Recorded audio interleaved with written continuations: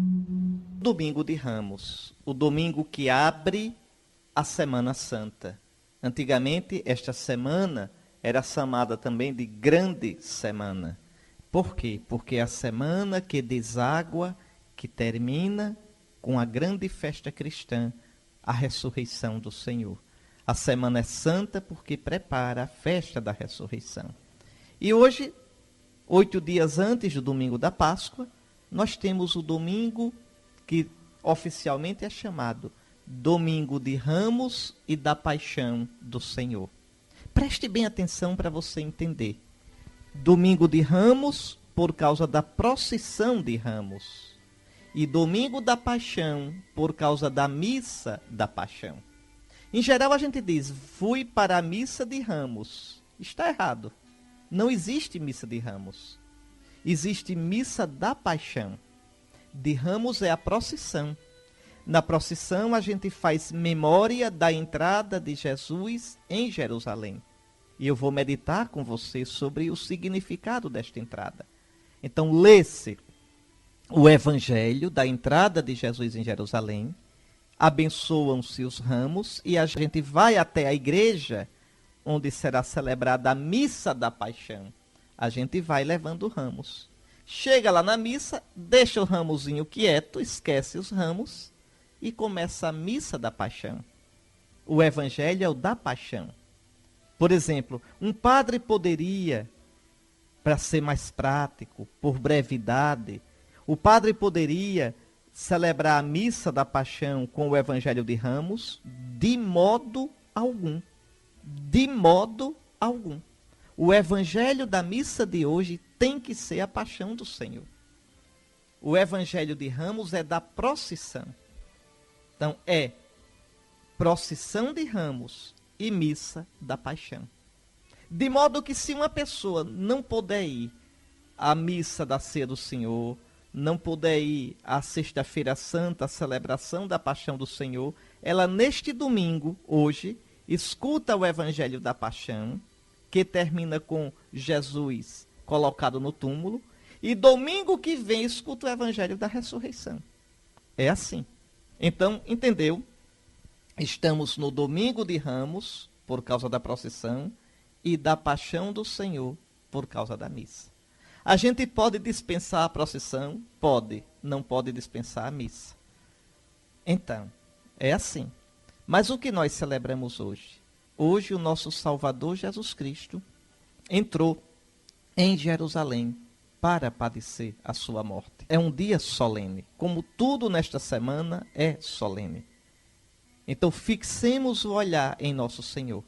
Eu vou fazer o seguinte, claro que aqui não vai dar para ler o Evangelho da Paixão. Deveria ler o Evangelho da Paixão e comentar. Mas nós vamos fazer as leituras da missa e o Evangelho, eu vou comentar o Evangelho da entrada de Jesus em Jerusalém, que não é o Evangelho da missa. E depois faço um comentário também sobre a paixão de Cristo. Está certo? Este é o terceiro cântico do servo sofredor. Aqueles 4 cânticos você pode encontrar. Isaías capítulo 42 é o primeiro cântico. Isaías capítulo 49, o segundo cântico. Isaías capítulo 50, este que nós ouvimos, o terceiro cântico.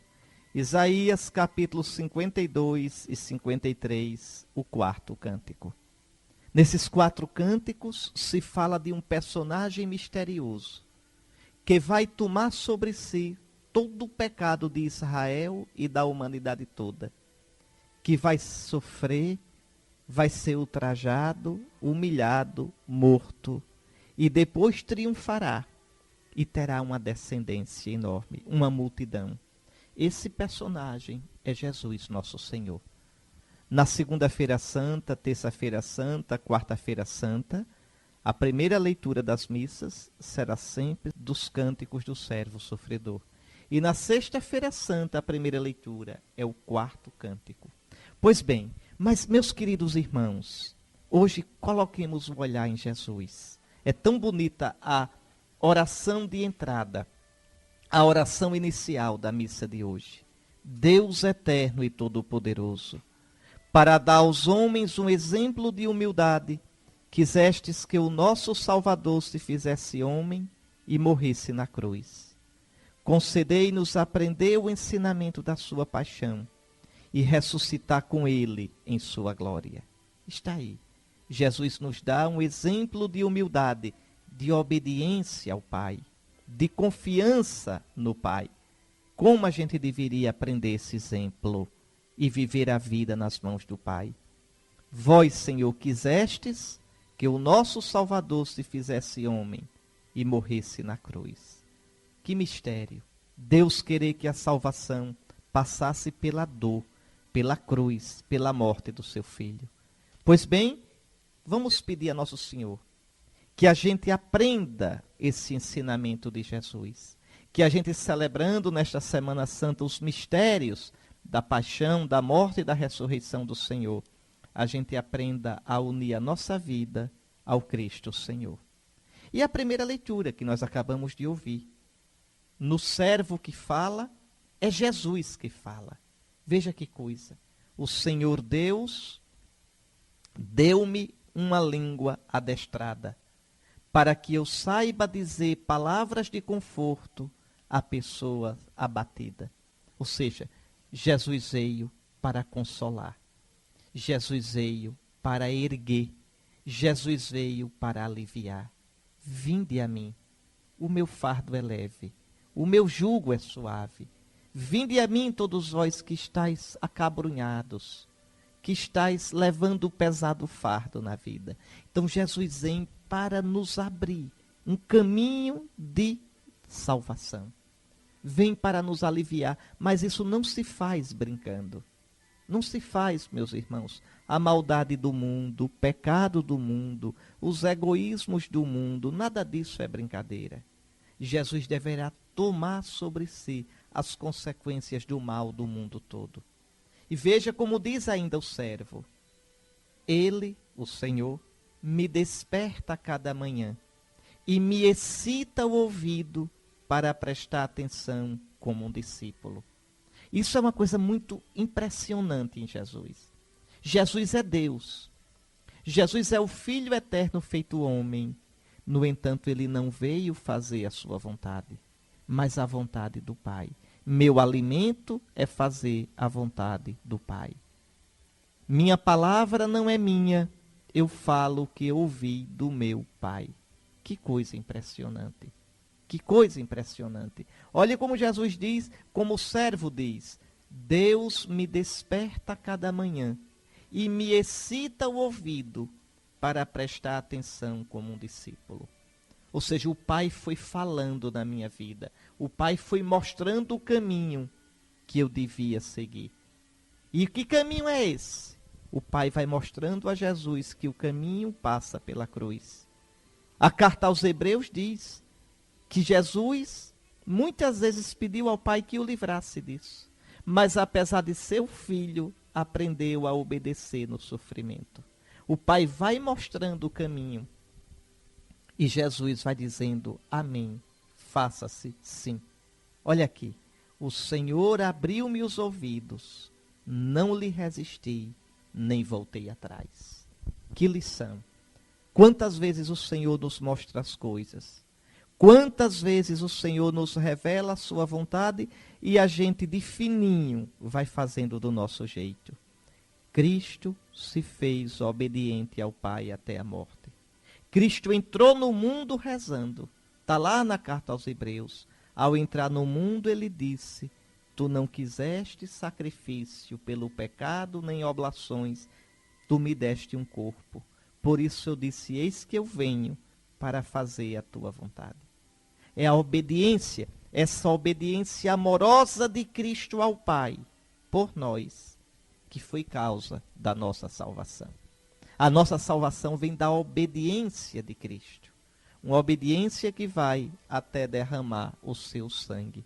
O Senhor abriu-me os ouvidos, não lhe resisti, nem voltei atrás. Resultado está aí no versículo 6. Ofereci as costas para me baterem e as faces para me arrancarem a barba. Não desviei o rosto, de bofetões e cusparadas. A consequência da fidelidade de Cristo é a paixão, é o sofrimento. O Senhor me falou, eu abri meus ouvidos e não resisti, e por isso sofri. E por isso tive de oferecer as costas para me baterem, as faces para me arrancarem a barba. Não desviei o rosto dos bofetões e cusparadas. Mas aquele que sofre por ser fiel ao Senhor, esteja certo que o Senhor o socorrerá, que o Senhor será sua força, seu amparo, seu consolo. Por isso ele vai dizer no versículo 7, mas o Senhor Deus é meu auxiliador. Por isso não me deixei abater o ânimo, conservei o rosto impassível como pedra, porque sei que não serei humilhado. Meu querido irmão, minha querida irmã, esta mesma experiência a gente faz na vida. Não tem jeito. O caminho do cristão passa pelo caminho de Cristo. Se você for fiel a nosso Senhor, se você for realmente de ouvidos e coração abertos para o Senhor, você vai pagar um preço por isso. Mas não tenha medo. O Senhor será seu socorro, seu auxílio, sua força e seu amparo. Então essa é a mensagem da primeira leitura da missa de hoje, da missa da paixão do Senhor. O terceiro cântico do servo sofredor. Esta mesma leitura você vai escutar na missa da quarta-feira santa. Porque, olha, teremos 3 missas, não é isso essa semana? Segunda, terça e quarta-feira. Na segunda é o primeiro cântico do servo, na terça o segundo cântico, na quarta este terceiro cântico. Então a igreja vai nos fazendo entrar nos sentimentos de Cristo. Vale a pena você pegar os 4 cânticos do servo sofredor e lê-los, relê-los, pensando em Jesus. Estamos neste domingo de Ramos e da Paixão do Senhor. Já meditamos na primeira leitura, vamos meditar no Salmo responsorial da missa de hoje, que é o Salmo 21. Por que o Salmo 21? Porque Jesus na cruz rezou este salmo. Não rezou o salmo todo, ele não aguentaria de jeito nenhum. A cruz tira o fôlego daquele que é crucificado. A pessoa morre na cruz asfixiada. Mas ele rezou a primeira frase. Meu Deus, por que me abandonaste? Rezando esta primeira frase, Jesus quis rezar o salmo todo. Ele cita o salmo. Jesus nunca reza chamando Deus de Deus. Jesus só chama Deus de Pai. Abá. Então ele aqui chama de Deus porque ele está citando de có o Salmo 21. E você vai escutar agora, todo cantado, para a missa de hoje. E vai ver que realmente este salmo se cumpre em Jesus. Traspassaram minhas mãos e os meus pés, e eu posso contar todos os meus ossos. Eles repartem entre si as minhas vestes, e sorteiam entre si a minha túnica. Veja, por que, meu Deus, por que me abandonastes? Por que Jesus diz essa frase? Então, primeiro porque ele quer mostrar que nele está se cumprindo aquele salmo. Mas tem mais. Humanamente, na sensibilidade humana de Jesus, Jesus é uma pessoa divina. Jesus é a segunda pessoa da Trindade. Mas ele se fez homem de verdade. Jesus tem um corpo humano e uma alma humana. Quando eu digo que Jesus tem uma alma humana, quer dizer que Jesus tem sentimentos humanos, vontade humana, sensibilidade humana. E naquela cruz, veja, tudo isso estava numa treva terrível. Jesus sabe que Deus está com ele, sabe, mas Jesus sente um desamparo impressionante. Você imagine uma pessoa, talvez você tenha passado já por isso na vida, sabe que Deus existe, confia em Deus, veja, mas o seu sentimento é de uma treva total, não sente consolo nenhum, não sente força nenhuma, não sente a presença de Deus, sabe que Deus está com você, mas não sente. É assim que Jesus se encontra na cruz. Toda sua sensibilidade humana encontra-se em treva. Jesus está com fome. A última refeição foi na última ceia. Veja, quando na cruz no dia seguinte, sem ter comido nada, passou a noite em claro, apanhou na casa de Anás, apanhou diante de Pôncio Pilatos, foi duramente flagelado. Os romanos não brincavam.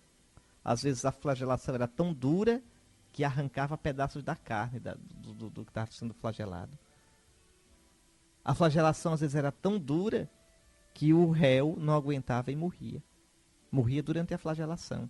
Jesus estava tão fraco que precisou Cirineu levar a cruz para ele, a trave da cruz. Então, é uma situação de escuridão. Vale a pena você rezar o salmo todinho com a sua Bíblia. Você vai ver que não é um salmo de desespero. Meu Deus, por que me abandonastes? Veja, mas vós que temei o Senhor, esperai nele.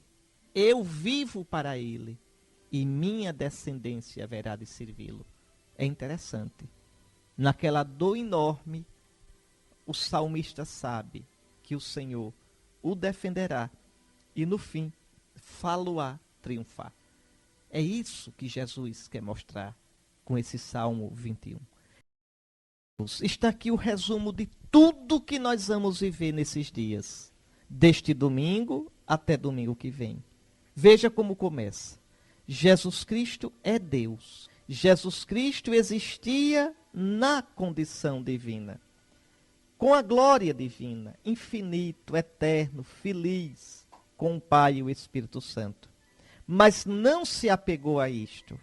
E isto é uma coisa, a única coisa que a gente deve se apegar na vida. É estar com Deus.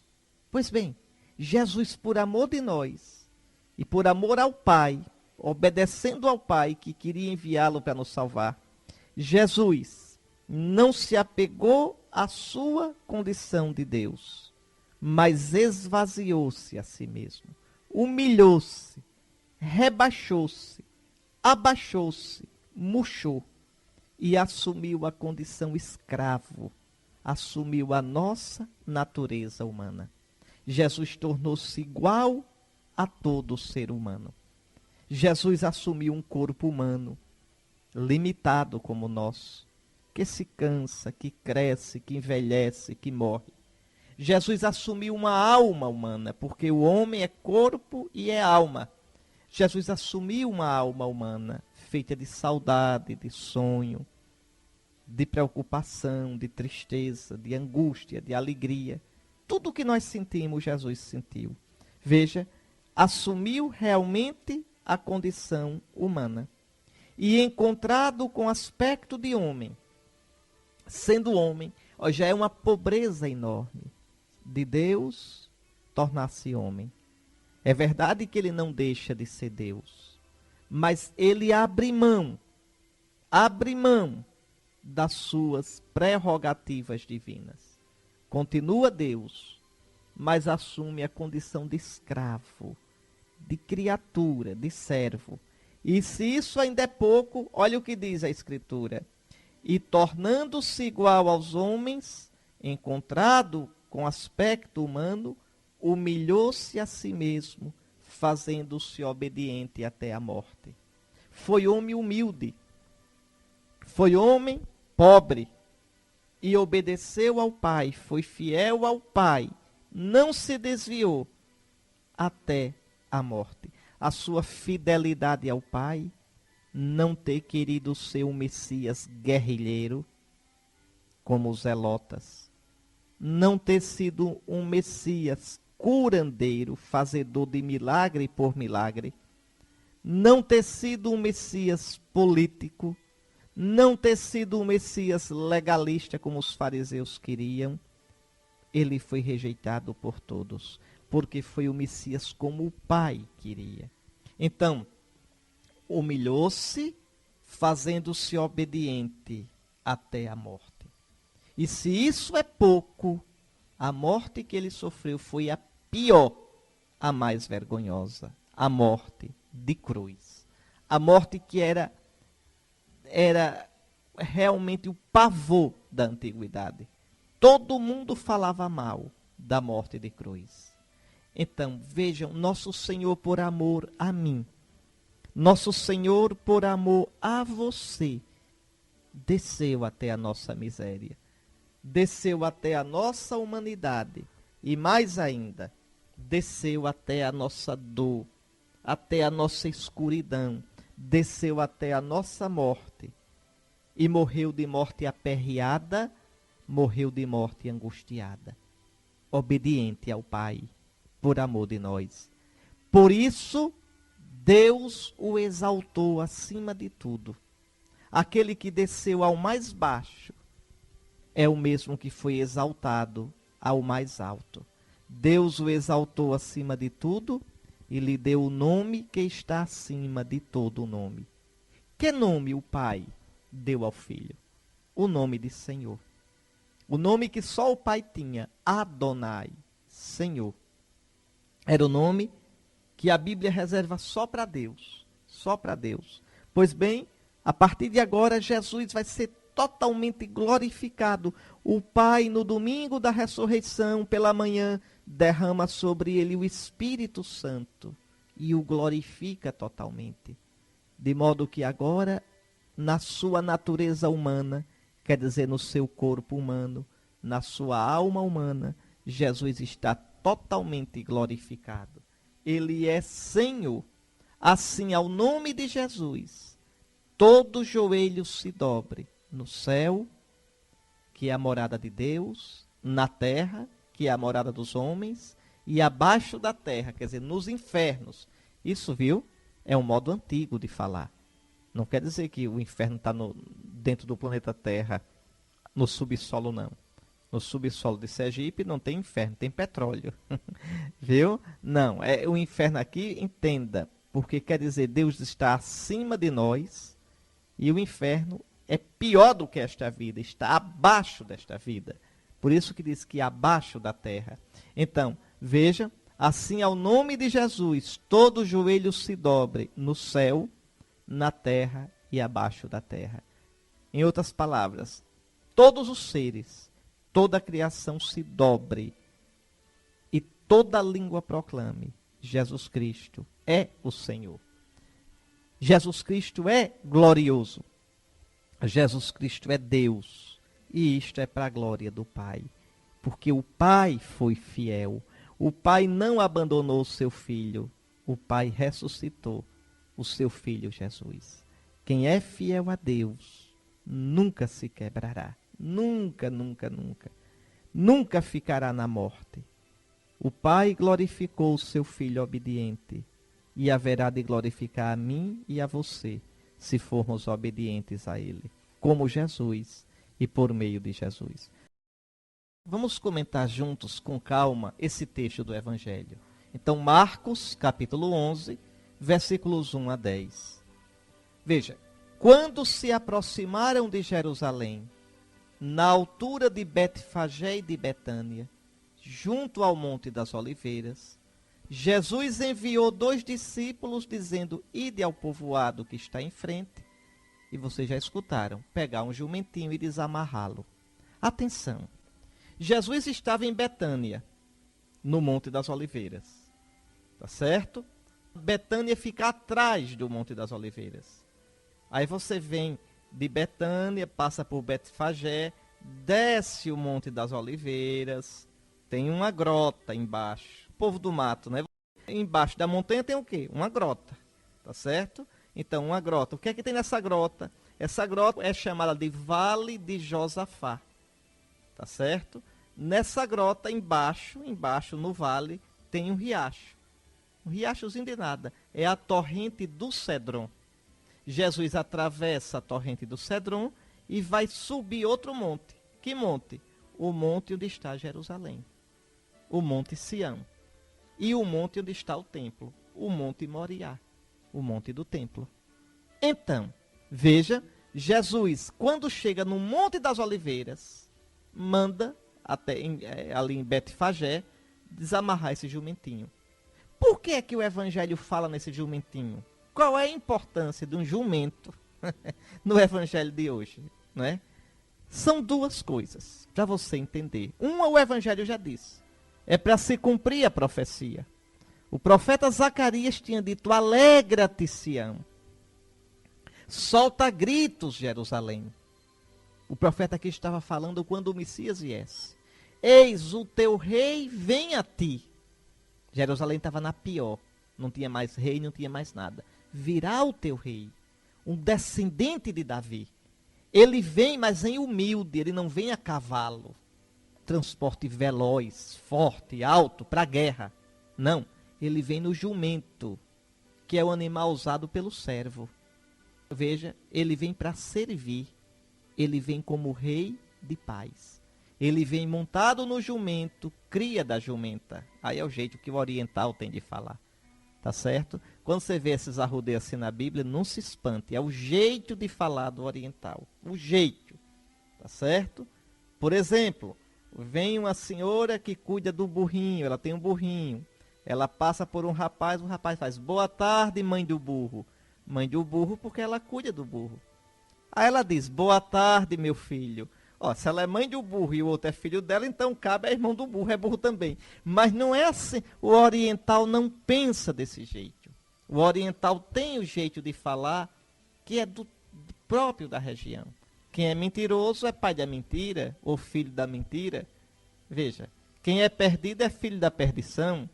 Então são modos de falar. Por isso o profeta diz: eis que ele vem num jumento, cria da jumenta. É claro que o jumento é cria da jumenta, mas é o jeito de falar.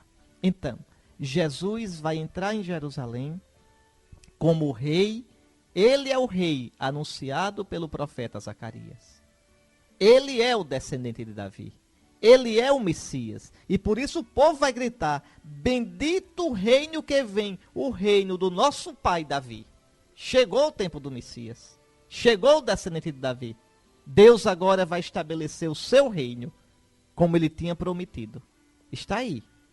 Mas tem outro motivo para Jesus mandar desamarrar aquele jumento. Tinha outro motivo. Se você pegar o primeiro livro dos Reis, capítulo 1, quando Davi estava já velhinho, ele determinou que Salomão devia ser o rei no lugar dele. Aí, olhe, 1 Reis, capítulo 1, versículos 32 e seguintes.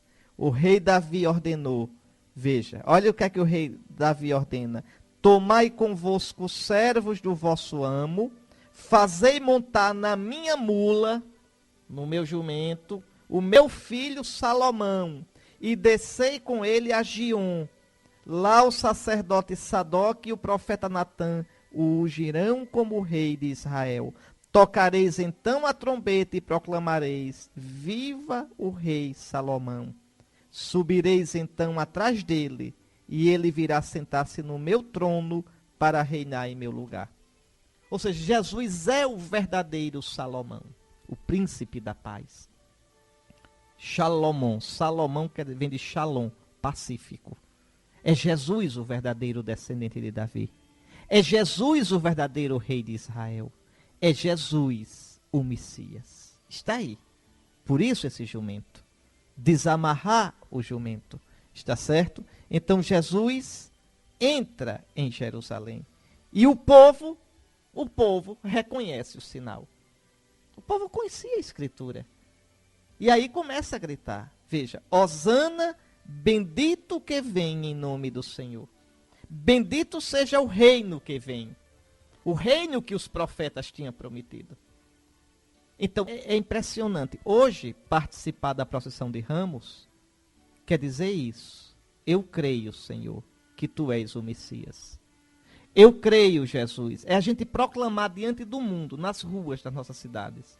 Nós cremos que Jesus é o Messias. Nós cremos que Jesus é aquele que tinha sido prometido. Ele é rei. A procissão é uma procissão real hoje, em honra de Cristo Rei. Mas não é um rei que vem dominar pela força. É um rei humilde, um rei pobre, um rei que terá como coroa a coroa de espinhos, como trono a cruz, como cetro a cana que vão colocar na mão dele, como manto o manto vermelho de escárnio.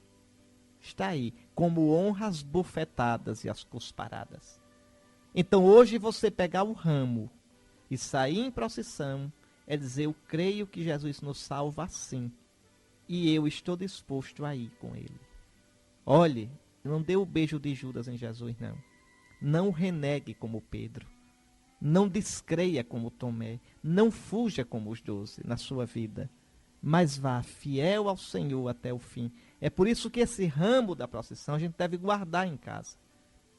Guardar num canto para lembrar, eu te segui, Senhor. Eu te proclamei, Senhor. Agora eu te quero seguir na minha vida. É este o sentido.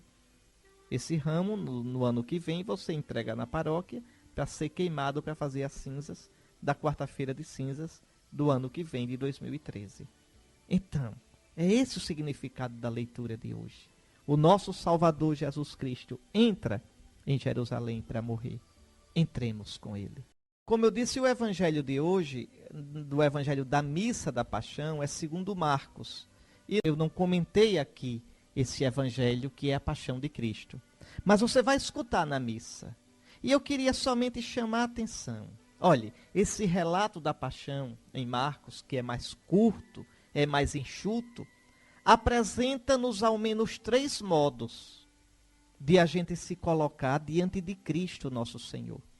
3 modos o evangelho de hoje, a paixão de Cristo mostra. 2 modos errados.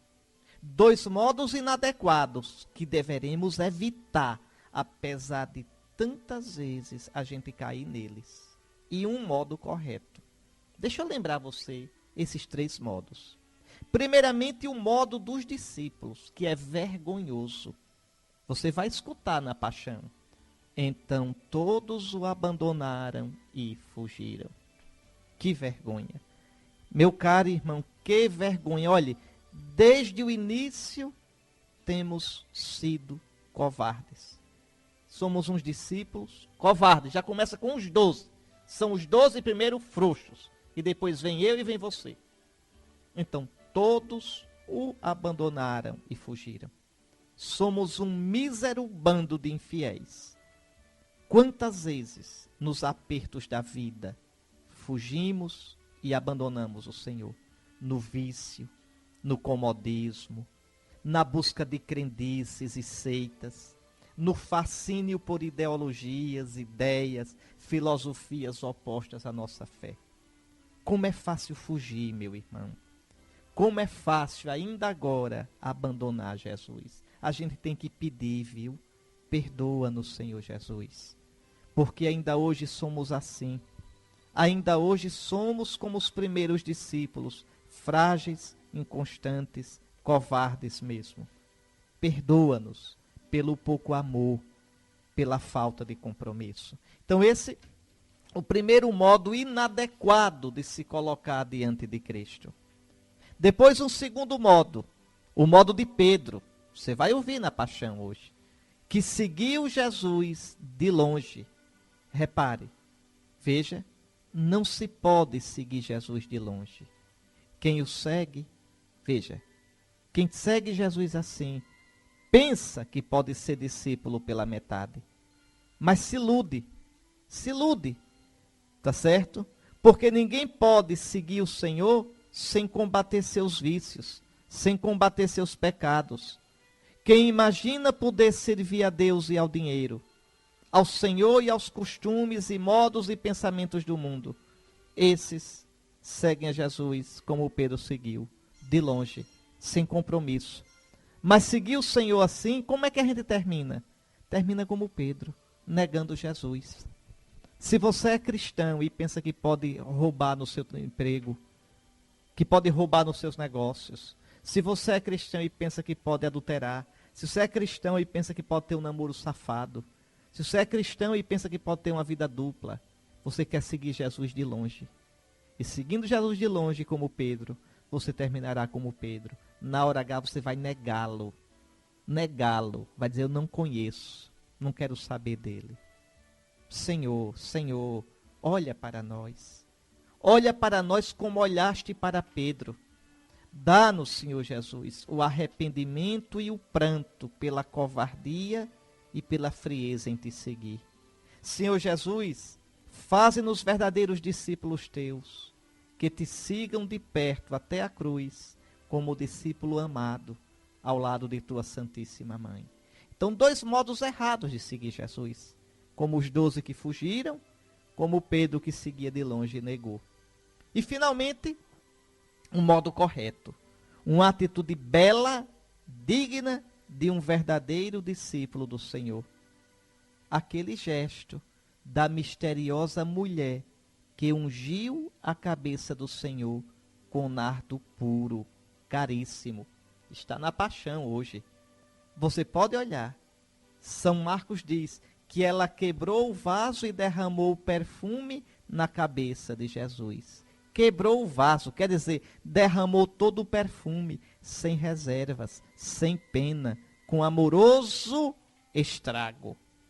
Para o Senhor, tudo. Para o Salvador, o melhor. E São João diz no evangelho dele que a casa inteira ficou cheia do perfume do bálsamo. Pode olhar em João 12, versículo 3. Ó mulher feliz essa, discípula generosa, dando tudo ao Senhor, perfumou toda a casa com o bom odor de um amor sem reservas. Quanta generosidade, viu, meu irmão, dessa mulher. Quanta hipocrisia, quanta mesquinhez dos apóstolos que não compreenderam seu gesto. De Judas que vai dizer, mas como é que ela gasta esse dinheiro? Podia ter dado para os pobres. Demagogo, demagogo, demagogo. Tem tantos desses ainda no mundo. Não é? E Jesus vai dizer, pobres sempre tereis entre vós. A mim nem sempre o tereis. Pois bem, Senhor Jesus, faz-nos generosos para contigo, que te amemos como essa mulher, sem reservas, sem fazer contas. Ó Senhor, que nos amaste até o extremo, ensina-nos a te amar assim também, colocando nossos perfumes, isto é, aquilo que temos de precioso, a teus pés. Então o mundo será melhor, porque o bom odor do amor haverá de se espalhar como testemunho da tua presença, como se espalhou na casa daquela mulher. Está aí, meus irmãos, está aí.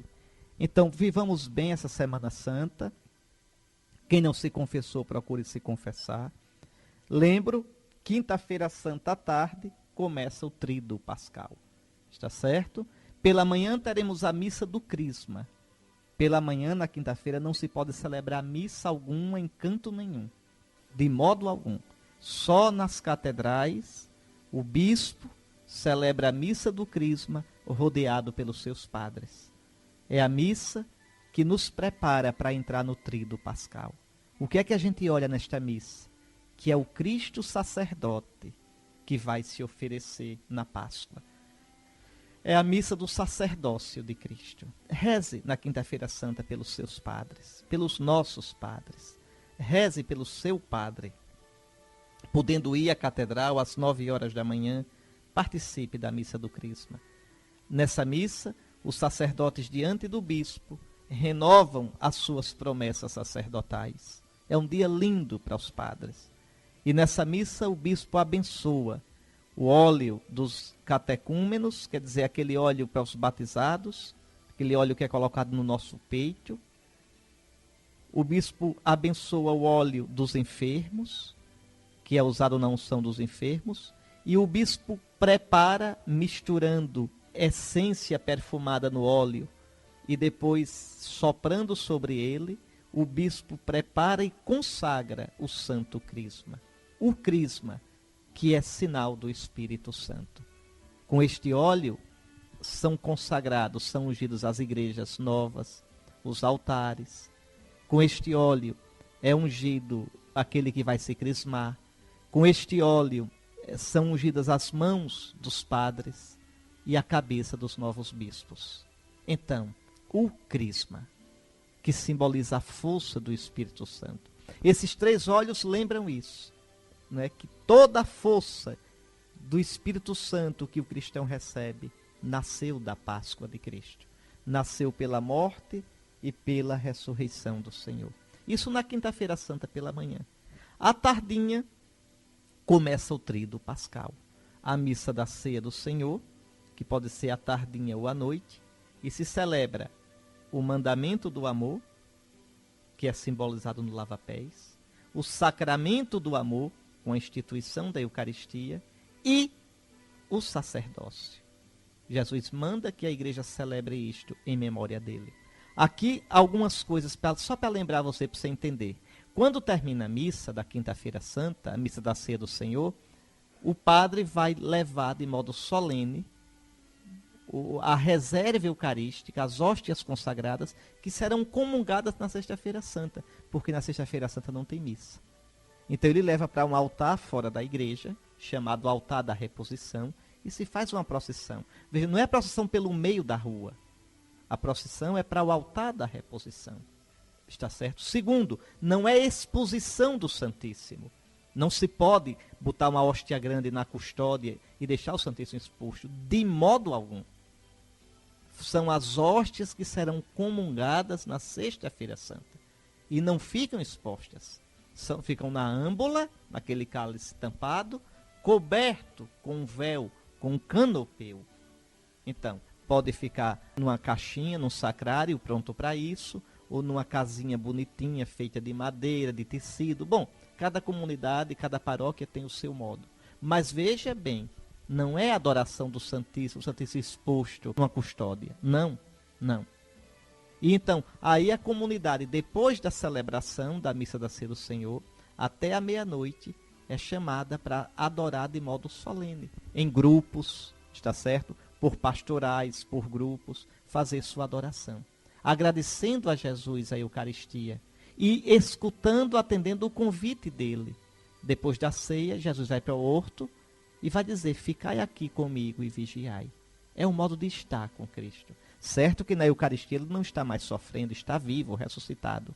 Mas é um modo de ficar com ele. Eu também lembro, vocês, depois da missa da ceia do Senhor, se descobre o altar. Água benta, quem tiver, não é? E água benta na igreja, na pia de água benta, na pia batismal, se joga tudo na raiz de uma planta. Deve desaparecer a água benta da igreja. A cruz, se tiram as cruzes da igreja ou se cobre de roxo ou de branco.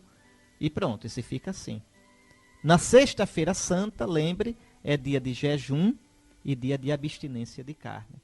Não comer nada de carne. E o jejum é uma refeição só completa.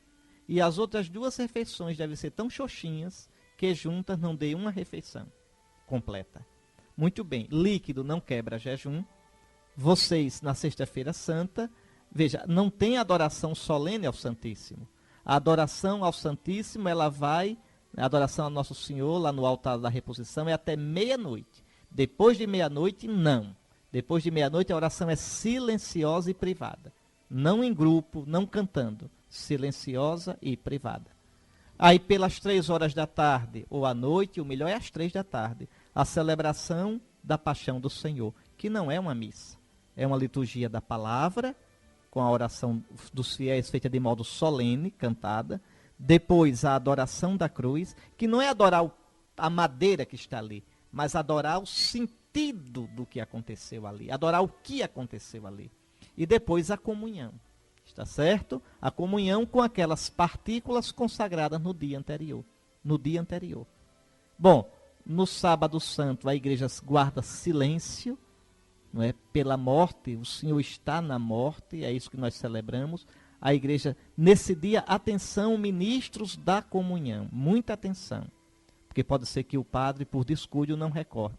No sábado santo é proibido dar comunhão a qualquer pessoa, mesmo aos doentes. É proibido comungar no sábado santo.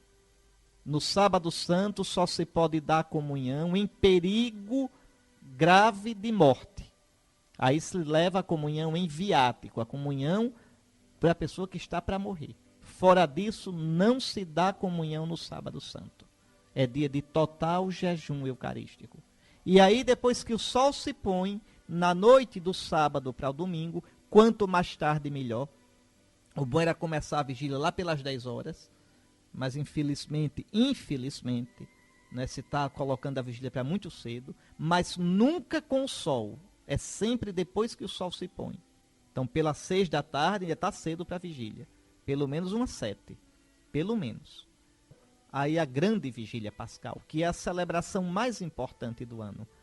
Que já é, veja, é a grande celebração da Páscoa. Quem celebrou a vigília, celebrou a Páscoa. A vigília se compõe de 4 partes. Uma liturgia do fogo, na qual se abençoa e se acende o círio, que simboliza o Cristo ressuscitado. Uma liturgia da palavra, 9 leituras, com os salmos, meditando o sentido daquela noite santa, o sentido da ressurreição. Depois a liturgia batismal, a liturgia da água, e depois a missa. Começa com a ofertória, a liturgia eucarística. No domingo tem mais uma missa. Quem já foi para a missa da vigília é dispensado da outra missa do domingo. É a missa mais importante, é a da vigília. Então vivam bem esse tempo da Páscoa. Nada de ir para a praia, nada de ir para a fazenda, nada de ir para turismo. Um cristão de verdade que não quer seguir Cristo de longe, como Pedro, que quer seguir Cristo de perto, celebra bem esses dias santos. Nosso Senhor abençoe você. Abençoe-vos e vos dê uma santa Páscoa, Deus Todo-Poderoso, Pai, Filho e Espírito Santo.